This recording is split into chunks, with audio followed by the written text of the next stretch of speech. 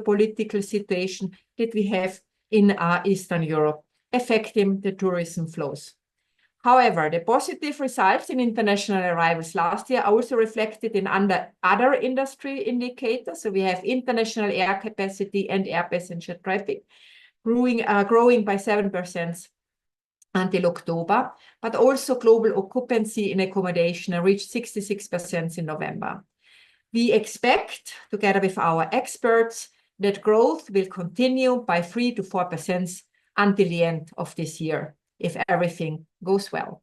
When we look at the world regions with which UN Tourism is working, then we see amazing numbers, in particular in the Middle East. So in the Middle East, when you look here, plus 39% in international tourist arrivals compared to 2019, shows us that especially in this region, we have growing destinations that are becoming increasingly relevant as players in the international tourism areas.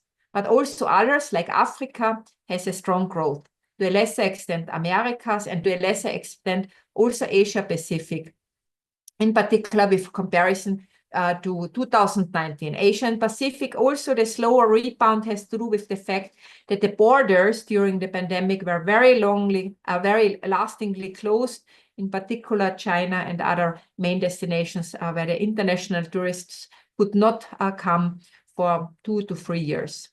In Europe, when you look here, so +4, +6% increase compared to 2019 and 2024. Now, important beside this international tourist arrivals is obviously the number of receipts.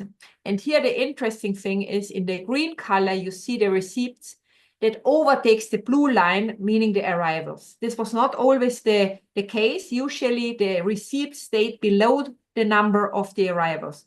So that means we have a growing income from tourism in form of the receipts. That is important. That means that we have, it doesn't really matter the numbers anymore, but the receipts that we get out of this. So that is a very interesting and very important indicator, also has to do obviously also with the economic situation worldwide and with the inflation, but still a trend that we will continue seeing in the future. Now, when we look at this growth, we obviously are also facing challenges. One of these challenges is also the balanced growth. We know that we have in some hotspots tensions with the visitor to resident ratios that are projected to rise in top cities, intensifying the pressures on the destination and on the local communities. Obviously, also the shortages and the skills gaps in labor that we need to tackle. In particular, also environmental challenges like the climate change and the increasing energy costs of which we need to be aware. And then obviously also digital transition that is shaping our sector so heavily nowadays, with AI becoming increasingly important, that we need to work on together with you. And then also our sector is unfortunately very vulnerable to any external shocks. If it is a man-made shock or a nature-made shock, our sector stays and remains vulnerable. At the same time, we know that our sector is able to rebound very swiftly. Having outlined these key challenges, at the same time, tourism is growing. Tourism is about people. Tourism is about empowering the local communities. It is about showcasing the beauty of the countries and of the regions, the gastronomy, and all the beautiful assets that our sector showcases to the world. That means tourism in Europe and globally is a force for development and is a force for peace. The regions and sub-regions, however, need to work stronger together, especially when we talk about long-haul destinations. So any sub-region in Europe, if this is now the South Caucasus or Southeastern Europe or Central Asia, are stronger together when they tackle long-haul destinations. So to develop routes, cross-border routes that attract the long-haul source markets. That means through this cooperation, we strongly believe our competitiveness and the resilience can be further strengthened. Now, when I look specifically on Georgia, and Tamar already shared these amazing numbers with her, we see also in international tourist arrivals growing numbers, almost 8% compared to 2019, and the same with regards to the receipts. So the sector is growing, the tourism sector is doing a lot, as we have heard, in order to make sure that it's not only attractive to the visitors, showcasing all the beautiful assets the country has, but also to try to be as sustainable as possible. And Tamar mentioned the importance of data. We cannot strengthen the importance of data enough, because we need to know at the end of the day, not only economic terms, but also in environment and social terms, to understand the data in order to use this information so that we can formulate the right policies and strategies in order to shape the future of our sector.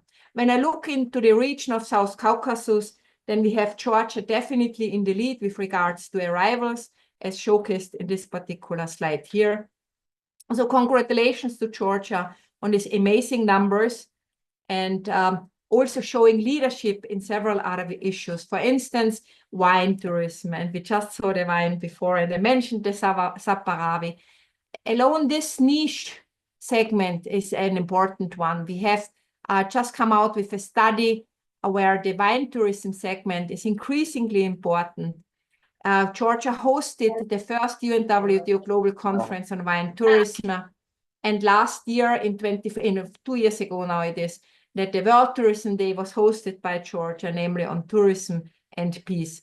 And we have Mestia, that Tamar mentioned as one of the skiing resorts, as one of our best tourism villages, a village that stands out for its sustainability efforts and the engagement of the local community in full participatory approach to develop the sector in a sustainable manner. That means, again, on the wine tourism is a key driver of rural and regional tourism development. We have 25% of winery revenue are generated through tourism activities, and 2/3 of the wineries report wine tourism as profitable. So this is a segment that also in Georgia plays a significant role, as it also benefits in particular the rural areas and the small and medium-sized enterprises. And it's a way of reducing seasonality and supports the year-round demand that for Georgia is so important.